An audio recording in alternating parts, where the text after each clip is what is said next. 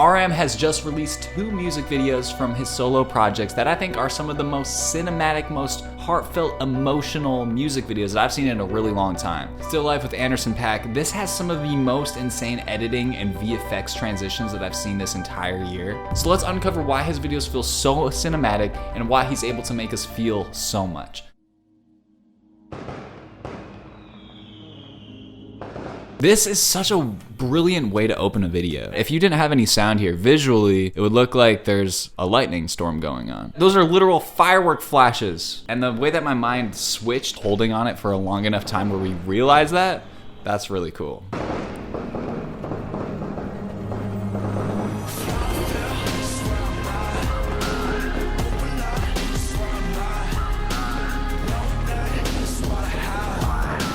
That is stunning cinematography. They really took a lot of care and detail into creating beautiful images. And a lot of times in K-pop music videos, they really focus on the dancing, they focus on how the artist looks. They don't focus on the overall image. Obviously they want it to be great, but that is one reason why I think these RM videos feel so cinematic. Can we also talk about FPV drone fireworks? What is it like to literally fly inside of a firework? This FPV drone gives us that. FPV is where you fly a drone wearing goggles, so the pilot actually assumes the perspective of the drone, and that allows the pilot to maneuver the drone in ways that you can't do from a third person perspective.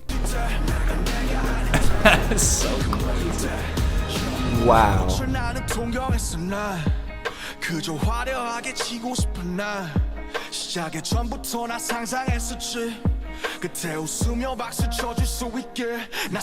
One thing I'm noticing, we're having a lot of crossfades in this music video, which is really fascinating because crossfades is kind of an outdated editing tool. It's used really artistically. When you're cutting crossfades, usually you want the images to look just as beautiful together as they do separate. Our A shot is just a shot of RM. And then our B shot is RM mixed with some clouds. Now, if we had 2 shots of faces and they were overlapping each other like this, it starts to look messy, it gets convoluted, it doesn't look good. But because the next shot is actually just a texture shot, it actually blends so well together when you have a subject and a non-subject shot combined with a crossfade. And those intense clouds paired with that fill in the song was so nice. Look at these shots, bro. Was that shot real? Hold on. I get questions from you all like, what if I want to do these effects? How do I get started? Luckily, our sponsor today, Wondershare Filmora, is gonna help us out with that. Filmora 12 has just added some new features which really help us make the best edits that we can. It's tutorial time. So I'm here re-editing one of my YouTube intros, and we're gonna add a few effects to make it even better than it was before. So the first new thing that Filmora has added is advanced keyframes, which we love. And so if I wanted to do maybe like a Mr. Beast zoom intro, we can do that. Just double click on a clip, end our keyframes right here, and then go to the beginning, and we're going to zoom in like so. So then when we watch it back, freezing time with a Wii. I love that, it just adds a little more energy. Number 2, a huge thing that I'm really excited about is adjustment layers. Over this entire intro, we have quite a few shots, but I think it'd be really cool to have some aspect ratio bars come in and make it a little bit more cinematic. Grab crop, drag it into the adjustment layer, bring the top down about 12. And the cool thing is we can keyframe this. Freezing time with a Wii remote and using a seance to call down an evil tail. That's kind of fire. And lastly, Filmora 12 now has masks that you can draw freehand with the pen tool. So say I really don't like the fact that this laser is purple. We can change that. Hit draw mask and outline this laser. And then once I add a negative red effect to it, it actually turns the entire laser red just in that section. We love a mask. So if you want to try some of these tricks out yourself and get started editing, go ahead and click the link in the description and download Filmora 12 today. I believe it's real just because I know that the location is real and it looks like that. And we've already seen FPV drones, so that is already a part of the filmmaking language. Flying a drone straight into these trees is a normal thing that an FPV drone could do. The color grading is beautiful. But it does feel pretty jarring cutting this insanely fast shot with these very slow shots of the grass waving and, you know, RM just sauntering up the hill.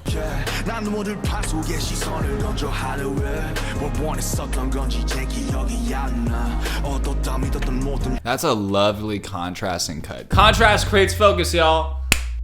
He's just chilling on the top of the hill. It's very serene, the sunset's beautiful, and we start to see some flower petals come in. And what's great about these VFX choices that they're using is though they're combining very contrasting feelings where it's a serene sunset or a violent storm, there's an element that marries them together, which is stuff flying in the sky. So we have these petals, and a bunch of them fly in front of the frame, which then helps us blend that cut. It almost creates another crossfading cut, and it creates a match cut because we're seeing stuff fly in the air. Like it looks like those petals are still going, but he's in the middle of the storm.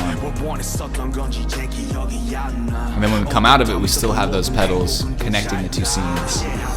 Another thing with those VFX shots, they're adding camera shake to make it feel so much more intense. You can really feel it when you go from this smooth shot to this intense shot right here. You can just see the camera just, and that's something that the editor adds to make it feel even more intense.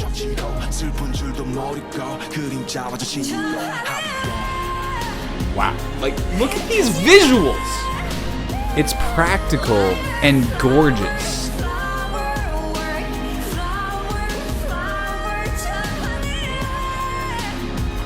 That is the most magical thing I've ever seen. Huge thing that I'm learning personally, that I'm taking away from this breakdown, is when you're doing crossfades, crossfade to a clear frame. It makes it so much more aesthetically pleasing. Utilizing the lyrics right here. We're gonna shine across the sky, light up a flower work, and we cut to flowers, revealing slowly to the audience the double meaning there.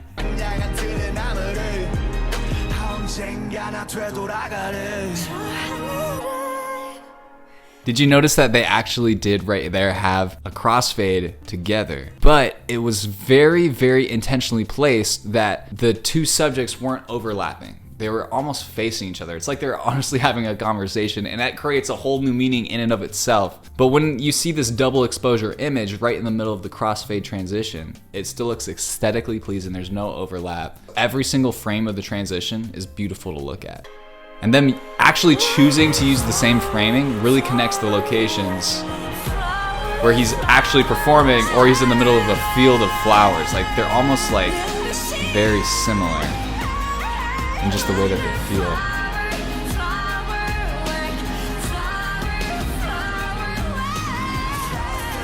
There it is again. They decided to make that previous shot upside down, so then when they faded to the next shot, when he was coming from the bottom up, it's way more clean. These shots are so pretty.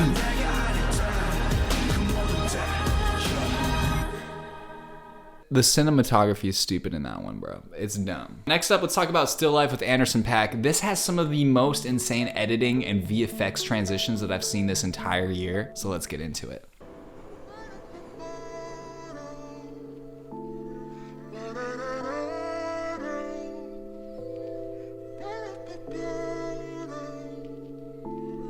I think a huge thing that's really making this feel very, very cinematic as opposed to other music videos is the use of film grain. Film grain really just brings things to life. At least for me personally, I love the aesthetic. It makes it feel very real, especially if there's visual effects elements. If you just throw some film grain, it really helps blend the visual effects elements and the real elements together with that texture. So film grain coupled with just some amazing color grading brings the cinematic effect. I'm still alive. Yo, what? I'm still alive.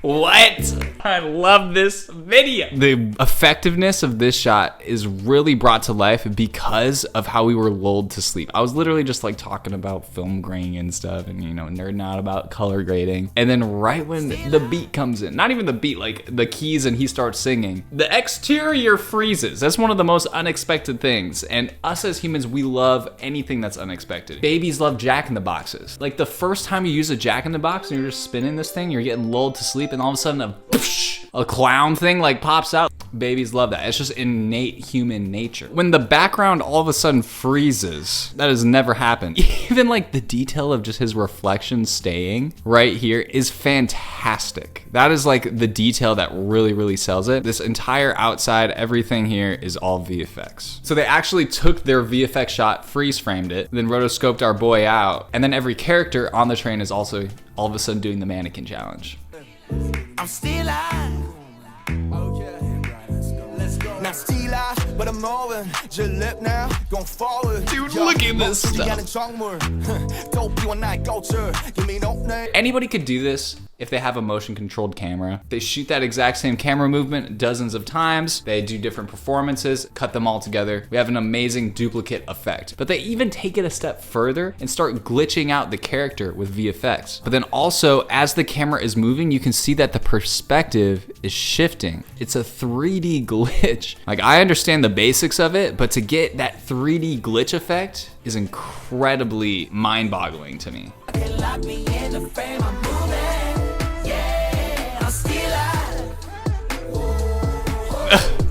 You guys have no idea how hard it is when you're working with a visual effects artist. The amount of revisions that they might have gone through to see, like, okay, we're gonna time up the way that this thing animates in, it stops, and then it flies out really fast just for this one shot. When we're on the other side of it and we're just watching it, it's like, wow, that was really cool. It was a nice little touch. But the complexity that it takes for post-production departments to even execute something as seemingly simple as that is absolutely insane. So I just want to give a huge shout out to the VFX company and artists. It looks amazing.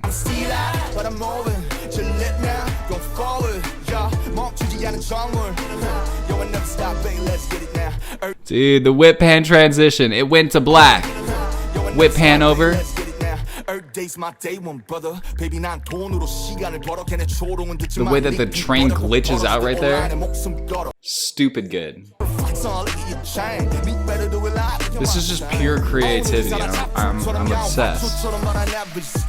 Oh, that's so good. I knew they were gonna do something like that. Right when he went back and he's in the white void, but he's in the train seat at that exact same angle that we've seen before. What's gonna happen? A beautiful match cut. What's up? You doing what I'm saying? I know what you're saying, bro. Ugh. It's just so clever. They're just so clever with it.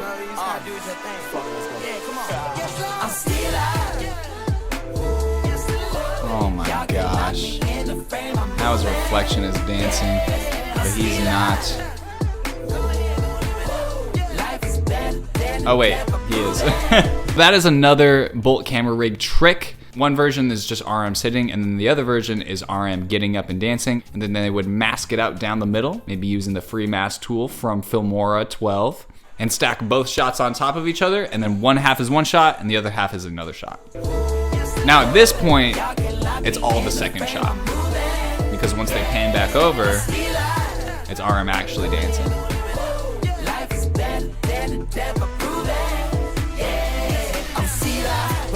The way he just turned outside back on with the snap of his fingers. I'm loving it. See, every single visual effect element makes every shot more interesting. And it's so...